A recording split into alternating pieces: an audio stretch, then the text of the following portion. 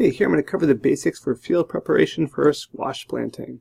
Now you could do the traditional disking method here and tilling of the entire field, or some people are going to what's called a no-till operation. They're spraying an herbicide down the center path here where they'll be planting the individual squash seeds and allowing a green kind of cover crop to exist in between the rows. So two different ways to approach preparation for field for squash.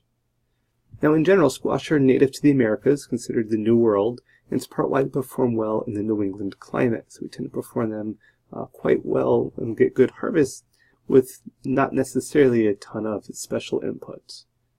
So when we're looking for a growth site to evaluate, we want a good field conditions to be defined as those that have full sun, well drained, and a near neutral pH. Now because they tend to do well in this area, and they tend not to have the greatest return on investment in comparison to, say, like a tomato, these crops are commonly planted in what's called the next best plot. Maybe not the best, most ideal field, but the next best field. Now, when we're preparing our fields for squash, they don't have to be first on the list. They can be later on the list.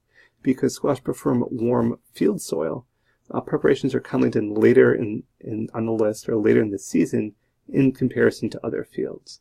Done as late as Memorial Day, sometimes even slightly later, getting into June, at least early June, because they like that warm soil, so when planted they kind of jump up and get going.